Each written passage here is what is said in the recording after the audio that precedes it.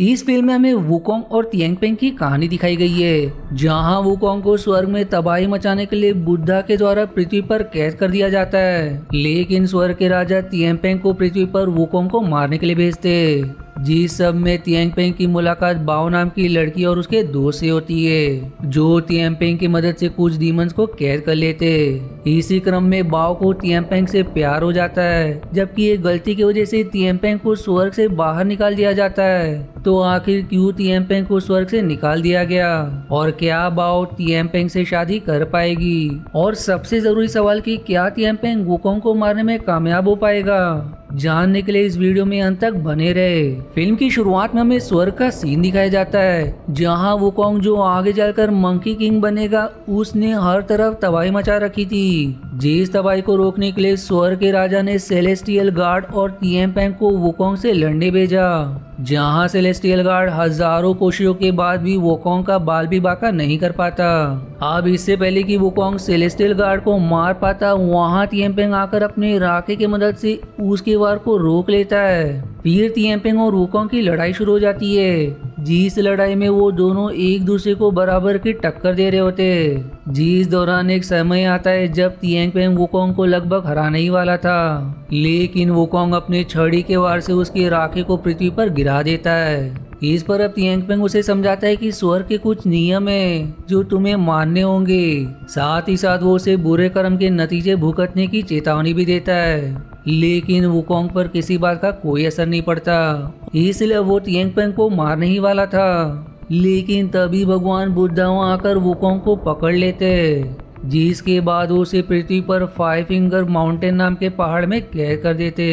फिर scene shift होकर चांद की देवी की तरफ मुड़ती है, जहां चांद की देवी नेम जुई और तिएंगपेंग की बहुत तारीफ करती है। जिस पर तिएंगपेंग उनसे कहता है कि यदि गौतम बुद्धा वहां ना आए होते तो मैं उस शैतान बंदर को अच्छा सबक सिखाता। वहीं उनकी ये बात सेलेस्टियल गार्ड भी सुन रहा था, जो तिएंगपेंग को मार्शल की पोस्ट से हटाकर खुद मार्शल बनना चाहता था। वो स्वर्ग के राजा को सुझाव देता है कि यदि वुकोंग को 5 फिंगर माउंटेन में जाकर मार दिया जाए तो स्वर्ग की मुसीबत हमेशा के लिए समाप्त हो जाएगी, क्योंकि वुकोंग अगर जिंदा रहा तो एक न एक दिन वो 5 फिंगर माउंटेन से आजाद होकर फिर से स्वर्ग पर हमला जरूर करेगा। दरअसल वुकोंग अभी तक मंकी किंग नहीं बना है, और उसने स्वर्ग पर इसीलिए हमला किया क्योंकि वो अपनी शक्तियों के नशे में चूर है। आप सेलेस्टियल गार्ड के सुझाव पर राजा तिएंगपेंग को आदेश देते कि वो पृथ्वी पर जाकर वुकोंग को हमेशा के लिए खत्म कर दे, और इस काम के लिए वो उसे नया अस्त्र देते, क्योंकि तिएंगपेंग का रेक पृथ्वी पर कहीं खो गया है। तिएंगपेंग अब राजा से वादा करता है कि वो वुकोंग को मारने के बाद ही वापस लौटेगा, और ऐसा कहकर वो चांद की देवी जुइया से मिलने चला जाता है, जहां जुइया उसे कहती कि मैं मून पैलेस पर तुम्हारे वापस लौटने का इंतजार करूंगी। जिनके बातों से हम समझ पाते कि तिएंगपेंग जुइया को पसंद करने लगा है, जबकि जुइया तिएंगपेंग की बहादुरी देखकर उसे इम्प्रेस हुई थी। जिसका मतलब यह कि अगर सेलेस्टियल गार्ड ने वुकोंग को बराबर की टक्कर दी होती तो वो सेलेस्टियल गार्ड से इम्प्रेस हो जाती। अब यहाँ से सीन शिफ्ट होकर पृथ्वी की तरफ मुड़ जाती है, जहाँ हम 3 स्पिरिट हंटर्स ने बाओ, काय और उनके मोटे दोस्त जिन को देख पाते। यहाँ वो लोग एक रेगिस्तान में येलो ड्रैगन को पकड़ने आए थे, जो इंसानों को मारकर खा लिया करता था। उस येलो ड्रैगन का पता लगाने के लिए उनका एक और साथी जिन भी वहाँ आया हुआ था। दरअसल जिनको आसपास मौजूद स्पिरिट्स और डीमंस का आभास पहले से ही हो जाया करता था, और यहाँ भी उसे येलो ड्रैगन के आने का एहसास हो जाता है। अब ड्रैगन के आते ही वो लोग उसे अपने जाल में फंसा लेते, और इससे पहले कि बाओ से अपनी जादुई बॉल में कैद कर पाती, वहाँ तिएंगपेंग आ जाता है। अब तिएंगपेंग के आने की वजह से बाओ और उसके दोस्त के द्वारा लगाया हुआ ट्रैप टूट जाता है, जिससे ड्रैगन आजाद होकर वहाँ से भाग निकलता है। अब इस बात से बाओ को बहुत गुस्सा आता है, क्योंकि उसे उस ड्रैगन को पकड़ने की अच्छी कीमत मिलने वाली थी, लेकिन तिएंगपेंग के आने से वो भाग निकला।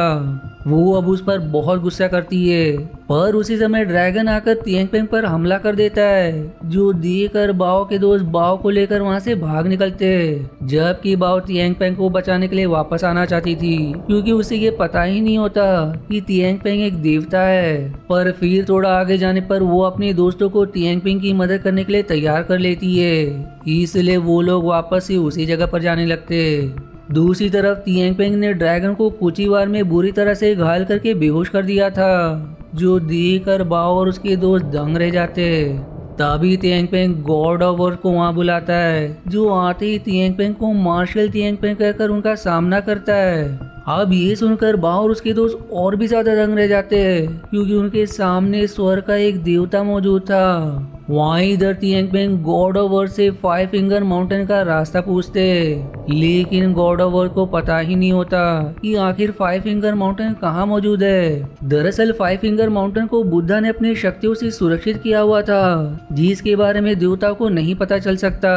और यही वजह थी कि तियांग पेंग, जो खुद एक देवता है, वो गॉड ऑफ वॉर से उस जगह के बारे में पूछ रहा था। जिनकी अब बातें सुनकर बाओ कहती कि मुझे उस जगह के बारे में पता है और मैं तुम्हें वहां पर ले जा सकती हूँ। तब तियांग पेंग के पूछने पर वो उसे ईस्ट की तरफ इशारा करती है, जहाँ तियांग पेंग अकेले ही चला जाता है, जो देखकर बाओ को निराशा होती है।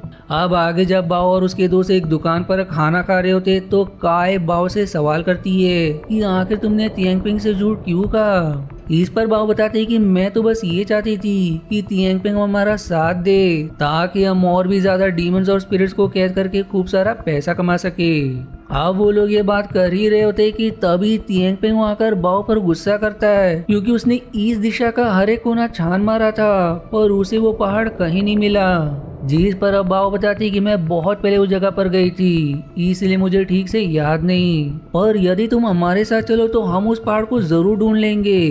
अब बाओ की बात सुनकर तियांग पेंग सोचता है कि 5 फिंगर माउंटेन को कोई देवता तो नहीं ढूंढ सकता, लेकिन इंसान उसे जरूर ढूंढ सकते हैं। इसलिए वो बाओ के साथ जाने के लिए तैयार हो जाता है।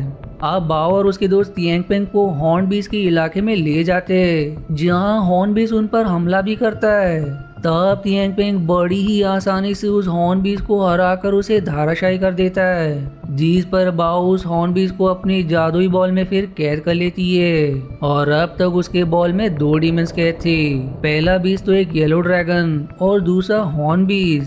इसके बाद बाओ और उसके दोस्त गोस्ट मार्केट में जाते हैं, जहां बाओ एक एल्डर गोस्ट को उस बॉल में कैद डीमंस बेच देती है, जिसके बदले वो एल्डर गोस्ट उसे बहुत सारे पैसे देता है। वहीं बाओ को ऐसा करते देख तियांग पेंग समझ जाता है कि बाओ उसका फायदा उठा रही है, ताकि वो डीमंस को बॉल में कैद करके उन्हें बेच सके। अब इस बात से गुस्सा होकर तियांग पेंग बाओ को काफी भला बुरा कहता है। जीतने में एक महिला रोते हुए एल्डर बूट से मदद मांगती है, क्योंकि उसके बच्चे को स्पाइडर डीमन उठा ले गया था। इस पर अब बाओ काफी सीरियस होकर तियांग पेंग से उस महिला की मदद करने को कहती है, और यदि वो उसके बच्चे को बचाता है तो बाओ कैसे भी करके 5 फिंगर माउंटेन जाने का रास्ता उसे बता देगी। जो सुनकर तियांग पेंग उसकी बात मान लेता है। और अब हम उन दोनों को रात के समय बात करते देखते। उसी समय स्पाइडर डीमन बाओ के 2 दोस्तों को अपने जाल में कैद कर लेती है, लेकिन जब वो काय को अपने जाल में फंसा रही थी तो काय मदद के लिए आवाज लगाती है, पर स्पाइडर डीमन काय को भी अपने साथ ले जाती है। तब तियांग पेंग उसके इलाके में जाकर उससे लड़ना शुरू कर देता है, जहां स्पाइडर डीमन के वार से तियांग पेंग को बचाने के लिए बाओ खुद सामने आ जाती है, जिससे उसके शरीर में जहर फैलने लगता है। जो देखकर अब तियांग पेंग एक ही बार में उसका काम तमाम करके उसे खत्म कर देता है। अब आगे हम बाओ को 3 दिन बाद होश में आता देखते, जहाँ काय उसे बताते कि तुम्हारे इलाज में लगने वाली सारी जड़ी बूटियों को तियांग पेंग ने पहाड़ों से खोज कर ले आया है। जो सुनकर बाओ को लगता है कि शायद तियांग पेंग उसे पसंद करता है। दरअसल वो खुद ही तियांग पेंग को पसंद करने लगी थी, इसलिए वो काय से मदद मांगती है ताकि वो तियांग पेंग को इम्प्रेस कर सके।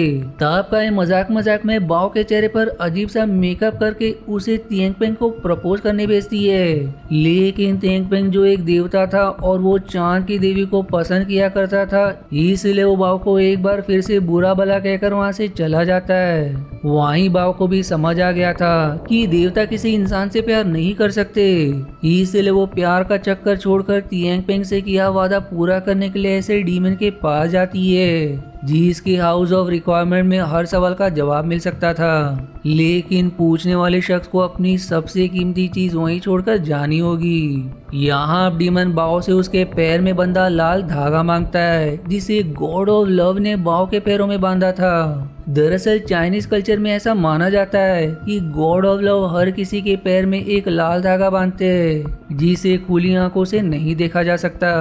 आप बाओ अपने लाल धागे के बदले 5 फिंगर माउंटेन तक जाने का रास्ता पूछती है, जिस पर वो डीमन उसके पैर से लाल धागा निकाल देने के बाद तियांगपेंग के सामने एक जादुई चीज प्रकट करता है और ये जादुई चीज उसे 5 फिंगर माउंटेन तक ले जाती है। उस पहाड़ के अंदर वुकोंग अपनी ही क्लोन बनाकर ताश के पत्ते खेल रहा था और इतने सालों तक पहाड़ में कैद रहने के कारण उसे समझ आ गया था कि यदि वो बुरे काम ना करता तो उसे इस कैद में ना डाला जाता।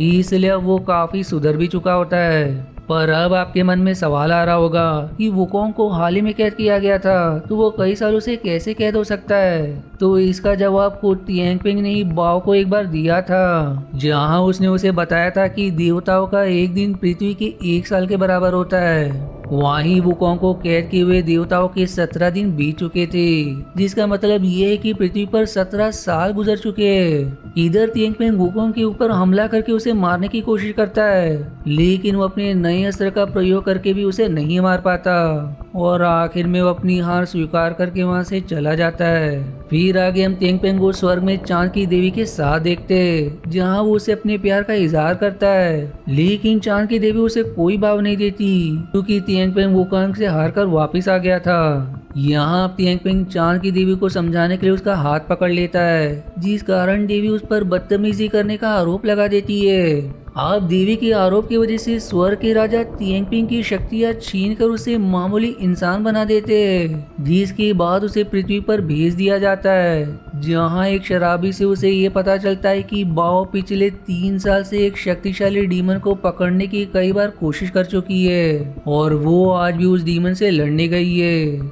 जो सुनकर तियांगपेंग समझ जाता है कि वो जरूर 5 फिंगर माउंटेन गई होगी।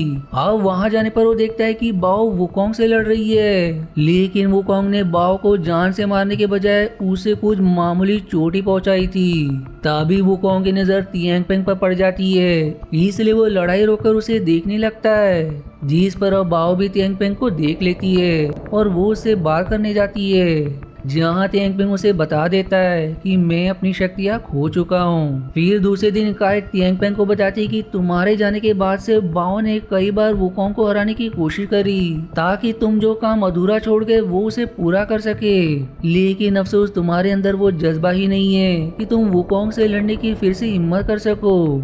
अब काय की बातें सुनकर तियांगपेंग फिर से पहाड़ के अंदर जाता है, जहां वुकोंग काय के ऊपर अपनी जादुई छड़ी से वार करता है, जो देखकर तियांगपेंग खुद बीच में आ जाता है। लेकिन अब तक वुकोंग की छड़ी काफी बड़ी हो चुकी थी और उसके इस वार से तियांगपेंग और बाओ दोनों ही काफी दूर किसी रेगिस्तान में जा गिरते। अब यहाँ तियांगपेंग बाओ को सही सलामत देखकर खुश हो जाता है, जबकि बाओ उसे हिम्मत देती है कि वो अब भी वुकोंग को हरा सकता है। इस पर तियांगपेंग बताता है कि मैंने पिछली बार अपने रैक की मदद से वुकोंग को बराबरी की टक्कर दी थी और यदि मुझे वो रैक मिल जाए तो मैं उसे फिर से हरा सकता हूँ। जहाँ वो ये भी शेयर करता है कि उसके रैक को गायब हुए 20 साल भी चुके, लेकिन तभी पास ही से गुजर रहे गॉड ऑफ अर्थ उन दोनों की बातें सुनकर उन्हें बताते हैं कि आज से 20 साल पहले गांव नाम के गांव में एक रहस्यमयी अस्त्र गिरा था, इसलिए उन्हें वहां जाना होगा। जो सुनकर बाओ बताती कि ये मेरा ही गांव है, इसलिए बाओ से लेकर अपने गांव के लीडर से मिलाती है, जहां 20 साल पहले गिरे किसी अस्त्र के बारे में सवाल करने पर लीडर सहित सारे लोग अपने अपने घरों में चले जाते हैं। जिसके बाद बाओ काय के घर जाती है, जहां वो उसके माता पिता से उस अस्त्र के बारे में पूछते, लेकिन वो भी इसका कोई जवाब नहीं देते। दरअसल काय के माता पिता ने बाओ को पाला था और उन्होंने बाओ को बचपन से ही ये बात बता रखी थी कि तुम्हारे माता पिता को एक स्नेक डीमन ने मार दिया। यही वजह थी कि बाओ एक डीमन हंटर बनकर डीमंस को पकड़ने का काम करती थी। अब बाओ काय को लेकर एक बार फिर विलेज लीडर से मिलती है, जो उसे बताते हैं कि 20 साल पहले उस अस्त्र ने एक शैतान का रूप लिया और अब वो शैतान गांव के बाहर वेस्ट में बनी एक गुफा में रहता है। यदि उस शैतान को मार दिया जाए तो उसके अंदर से रैक बाहर निकल आएगा, जिस पर अब बाओ वेस्ट की तरफ चली जाती है। लेकिन जब ये बात तियांगपेंग को पता चलती कि बाओ अकेले उस शैतान से लड़ने चली गई है, तो वो विलेज लीडर से मदद मांगने जाता है ताकि गांव के लोग मिलकर बाओ को शैतान से बचा सके। पर वहां जाकर वो देखता है कि विलेज का लीडर बाओ के बारे में बाकी लोगों से बात कर रहे हैं। अब उनकी बातें तिएंगपेंग ने भी सुन ली थी, इसलिए वो विलेज के लीडर से सब कुछ बताने को कहता है। जिस पर लीडर बताते कि 20 साल पहले वो रेक हमारे गांव में गिरने के बाद एक बच्ची में बदल गया और वो बच्ची अब बड़ी हो चुकी है, जो कोई और नहीं बल्कि बाओ ही है। अब इसका मतलब ये कि तिएंगपेंग को उसका रेक तभी मिल सकता है जब बाओ की मृत्यु हो। तभी उसे चमकता है कि शायद वुकोंग को पहले से इस बारे में पता चल गया था, जिस कारण उसने बाओ को जान से नहीं मारा। इसलिए वो तुरंत ही वुकोंग के पास जाता है, जहाँ वुकोंग बताता है कि मैंने बाओ के हाथ पर ठीक वैसा ही निशान देखा जो निशान तुम्हारे रेक पर उस समय बना था जब तुम मुझसे स्वर्ग में लड़ रहे थे। जो ऐसा कहकर वो उसे तब का दृश्य दिखाता है। यहाँ बाओ ने वुकोंग से कहा था कि एक ना एक दिन तिएंगपेंग मुझे बचाने के लिए जरूर आएगा और वो मुझसे शादी भी करेगा।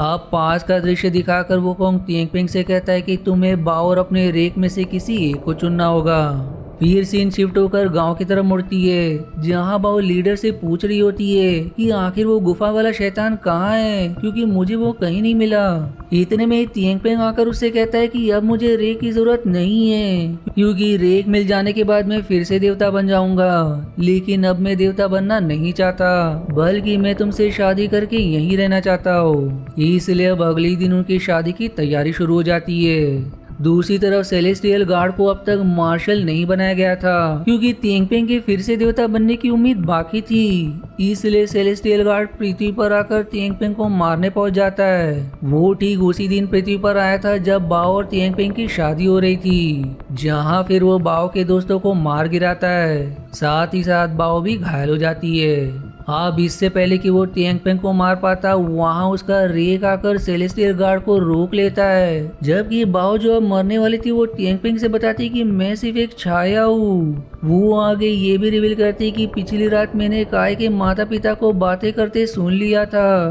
कि मैं ही वो शक्तिशाली रेक हूँ। इसलिए मैंने वुकोंग से मदद मांगी, जहाँ वो मेरी मदद करने के लिए तैयार भी हो गया। दरअसल बाओ ने फिर वुकोंग से खुद की एक छाया बनवाई जो तिएंगपेंग से शादी कर लेती है, जबकि वो खुद वुकोंग के पास ही रुकती है ताकि वो उसे मारकर रेक में बदल दे।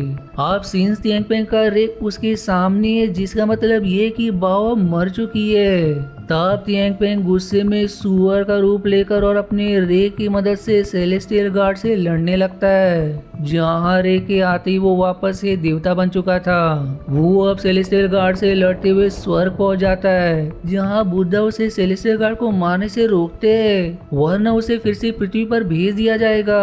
तभी तिएंगपेंग को याद आता है कि सेलेस्टियल गार्ड ने बाओ के तीनों दोस्तों को बड़ी बेरहमी से मार गिराया था, और अब बाओ को भी याद करके वो सेलेस्टियल गार्ड को मार गिराता है, जिससे अब सजा के तौर पर तिएंगपेंग को धरती पर भेज दिया जाता है, जहां उसकी शक्तियां इस बार उसके पास थी, जिससे अब वो बाओ के गांव की रक्षा करने लगता है। फिर एक दिन उसे बाओ जैसी लड़की दिखाई देती है, जो दरअसल बाओ का पुनर्जन्म थी। अब मूवी के आखिरी सीन में हमें मोंग दिखाए जाते हैं, जिनके साथ मंकी किंग यानी कि वुकोंग भी होता है। मोंग को अब देखकर तिएंगपेंग उनसे कहता है कि बुद्धा ने मुझसे ये कहा था कि मैं आपको अपना गुरु बना लूं, जिस पर मोंग अब उसका नाम बाजी रखते हैं और उसे भी अपने साथ ले लेते। तब गांव छोड़ने से पहले बाजी आखिरी बार बाओ के पुनर्जन्म को गले लगाकर अपनी आदि शक्तियां उसी गांव में छोड़ जाता है, ताकि उसका गांव सभी डीमन से सुरक्षित रहे। जिसी के साथ ये मूवी यहीं समाप्त हो जाती है। आशा है आपको मेरी एक्सप्लेनेशन पसंद आई। यदि हाँ तो प्लीज वीडियो को लाइक करना और चैनल को सब्सक्राइब करके सपोर्ट करना ना भूलें। मिलते हैं अगले एक्सप्लेनेशन वीडियो में, तब तक के लिए धन्यवाद दोस्तों।